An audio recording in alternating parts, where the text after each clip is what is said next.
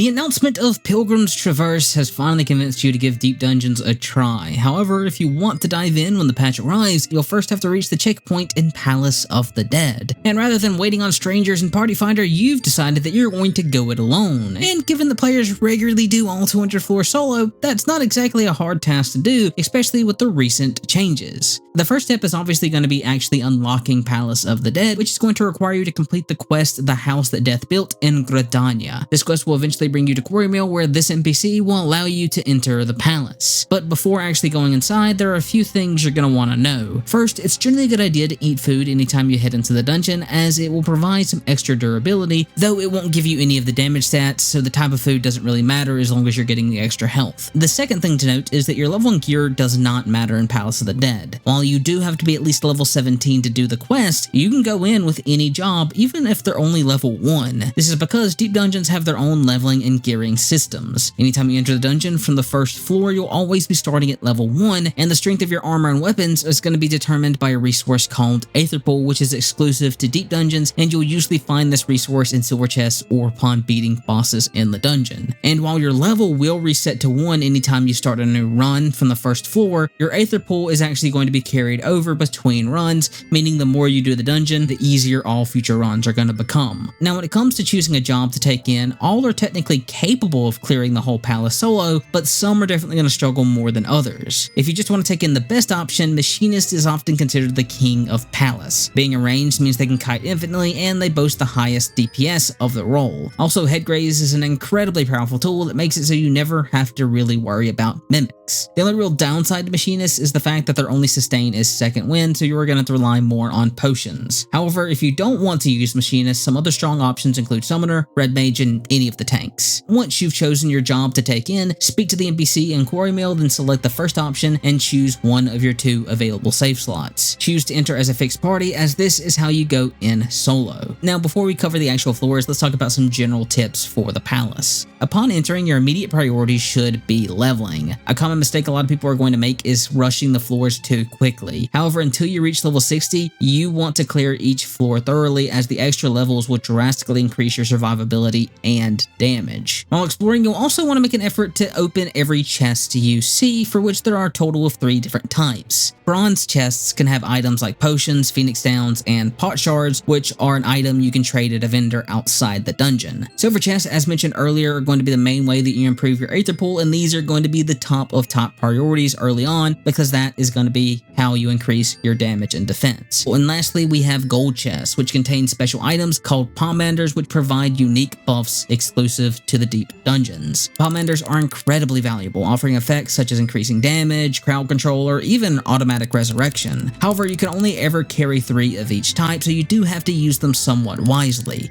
As for Pomander specific tips, you always want to try to have a steel and hopefully a strength for each boss, as if you don't, it can be a little scary if you have low Aether Pool. Affluences and alterations can be used freely, as they'll help you build your Pomander stockpile and level faster, though if you're playing a caster, the alteration can be somewhat risky because of mimics. You should also make an effort to use fortunes anytime you're about to kill a large group of enemies, as that will increase the chances of getting extra chests. And finally, if you ever find yourself in a bad situation, consider using a Witching or Rage, as they're the go-to Pomanders for emergencies. Doubling back to the mimics for a second, you always want to be careful when opening chests, as not only will they occasionally be mimics who hit hard and inflict the Tox debuff, which can only be removed through the Purity Pomander, but chests can also just occasionally explode. Specifically, silver chests tend to be explosive. Speaking of explosions, you also have to be careful of invisible traps scattered across the different floors. These traps can have effects that range from simply exploding or to turning you into a toad. You can usually avoid traps by hugging a room's walls, though it's not a perfect strategy. Also, traps generally don't spawn in the starting room, and there should only ever be 1 trap in a room.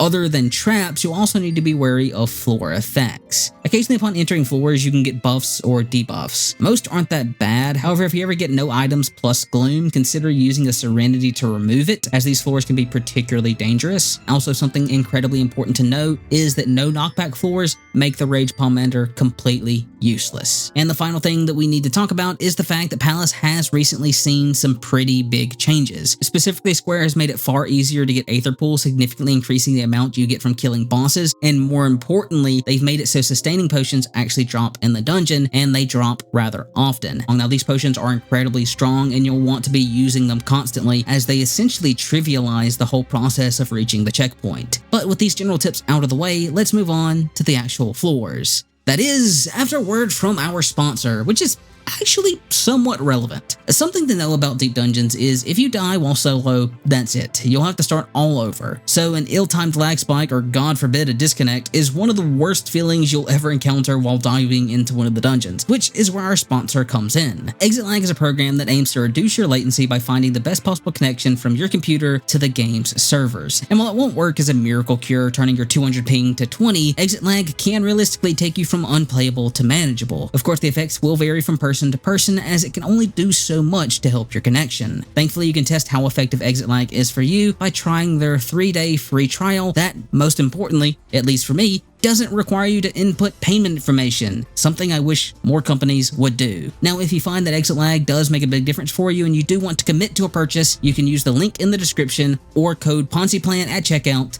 to receive a discount.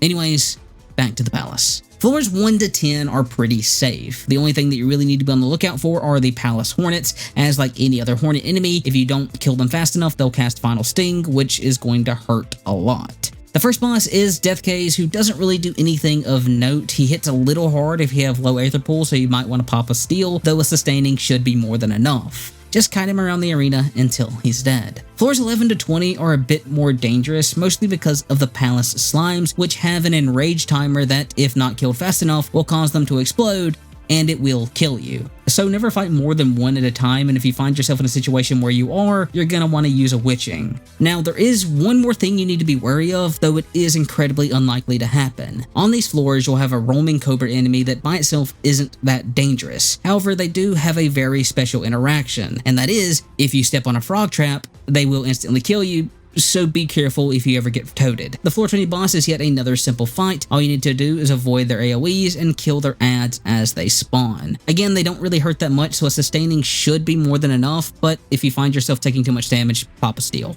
Floors 21 to 30 are another easy set, and there aren't really any enemies you need to be wary of. The floor 30 boss, Hydra, on the other hand, is a big step up compared to the previous two. And while you could get away without a steal before, you're definitely going to need one for this fight. Hydra's main mechanic sees him alternate between fire and ice AoEs that linger on the field. After he does a total of 4 AoEs, he'll head to the middle of the arena where he'll do an invisible donut AoE that, if you're hit by it, will make you lose control of your character and, in the worst case scenario, force you to walk into the AoEs. Because of this, you want to try to bait the AoEs on the edge of the arena, and as soon as he shoots that 4th AoE, head straight to the middle so you don't get hit by the donut. Repeat this until he's dead.